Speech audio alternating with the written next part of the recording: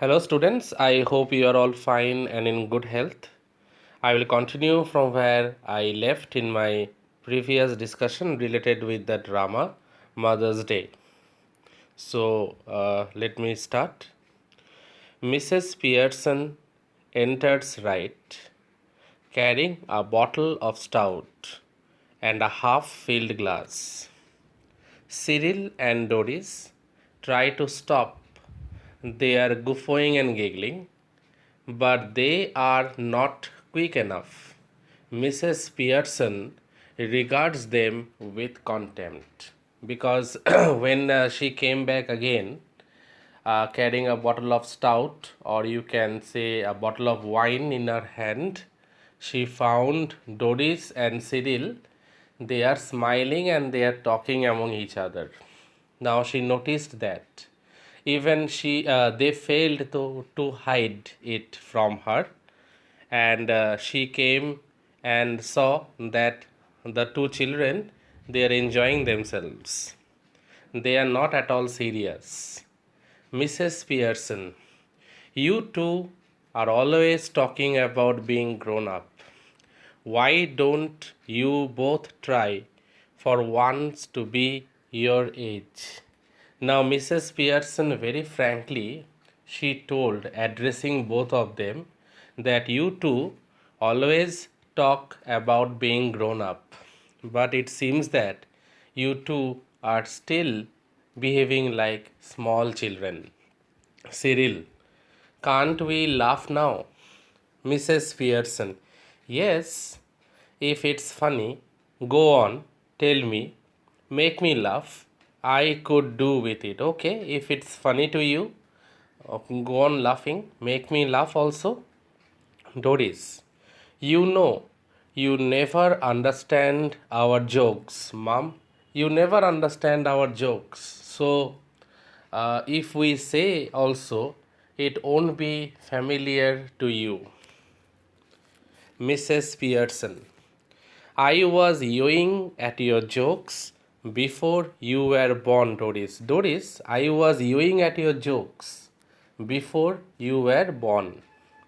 Doris, again, because on the slight pretext she cries. Again she is crying, almost tearful again. What's making you talk like this? What have we done, mother? Why you are talking in this manner?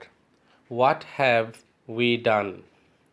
Mrs. Pearson, nothing but come in, ask for something, go out again, then come back when there's nowhere else to go. Nothing. You two did nothing.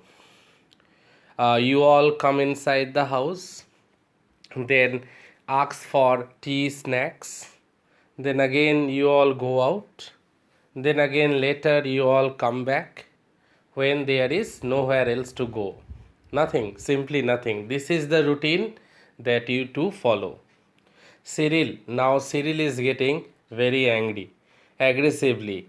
Look, if you won't get tea ready, then I will find something to eat myself. Okay, fine. Since you are not eager to get the tea ready, I will find something to eat myself. I will help myself. Mrs. Pearson, why not? Help yourself. Definitely. Go to the kitchen, help yourself. Be independent. She takes a sip of stout. Cyril, turning on his way to the kitchen. Mind you, I think it's a bit thick. I have been working all day. Now, before Cyril was about to enter the kitchen, he told that this is totally unfair. I have been working throughout the entire day. Doris, same here. Mrs. Pearson, 8-hour day. Cyril, yes, 8-hour day. And don't forget it, Mrs. Pearson. I have done my 8 hours. Are you all talking about 8 hours a day? Then obviously Cyril and Doris, They replied in the affirmative, yes, we are talking about 8 hours a day. Listening to this, Mrs. Pearson, she told, I have already completed my 8 hours. Cyril, that's different. Doris, of course it is. Mrs. Pearson, calmly, it was. Now it isn't. 40-hour week for all now. Just watch it at the weekend when I have my 2 days off. 40 hours a week. In a week there are 7 days. So 5 days she will work. And 5 days, 8 hours per day. That is 40 hours. And 2 days it will be off duty. Now this is surprising because Doris and Cyril, they never expected that their mother will talk in this way and will give them a calculation that she will also work for 5 days in a week, that is total 40 hours if considering 8 hours per day, and she also requires 2 days off. Doris and Cyril exchange alarm glances. Then they stare at Mrs. Pearson, who returns their look calmly. But Mrs. Pearson, she was very calm and quiet. She was not at all excited. Cyril must grab something to eat. Looks as if I will need to keep my strength up. No, I think I have to take something. I have to eat something. I have to keep my strength up. Doris, moving to the settee, that is sofa or cushion, you can say. Mummy, you don't mean you are not going to do anything on Saturday and Sunday? Now, it seems that Cyril became very, very concerned about these 2 days off. So she asked Mrs. Pearson, seriously, you are not going to work on Saturday and Sunday? Mrs. Pearson, no, I wouldn't go that far. I might make a bed or two and do a bit of cooking as a favor. No, I will do a bit of cooking as a favor, which means, of course, I will have to be asked very nicely, that is, very politely, and thanked for everything, and generally made a fuss of. But any of you 40-hour a weekers who expect to be waited on hand and foot on Saturday and Sunday with no thanks for it are in for a nasty disappointment. Might go off the weekend perhaps. Now, what Mrs. Pearson, she is trying to say that definitely I will do a bit of household work, but in return I need a favor. The favor is that I need thanks from the other members of the family. But if the other members of the family, they still remain indifferent to my activities and my work that I will do on weekends, that is during Saturday and Sunday, then obviously they had to face a bit of a nasty disappointment because I might go off then without continuing my work, without resuming my work on the weekends. I might go off to spend my time somewhere else. Doris, go off for the week? Mrs. Pearson, why not? I could do with a change. Stuck here day after day, week after week. Dear student, this is very important line. This shows that she is like a prisoner. And the rest of the family members, as you know, they every time they move outside.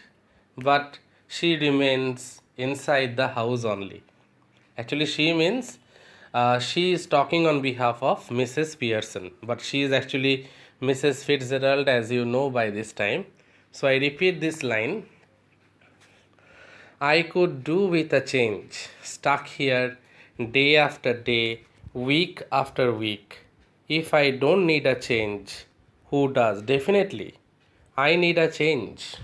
If I don't need a change, who does? Doris, but where would you go Who would you go with? But fine, you want to go outside, that's no problem. That's not a big deal. But who will you go with? Who will be your partner? Doris, that's different. Sorry, I missed a line. I apologize. The line is, who would you go with? Mrs. Pearson. That's my business. You don't ask me where you should go and who you should go with, do you? Do you ask me on your own that when you go out with someone else, do you take my permission? Doris, that's different. Mrs. Pearson, the only difference is that I am a lot older and better able to look after myself. The only difference is that I am a bit older and I have an advantage for that. I can look after myself better. So it's you who should do the asking. So you should be worried, not me. Doris, did you fall or hit yourself with something? Mom, what exactly happened? Could you please say to us? Did you fall down from the stairs?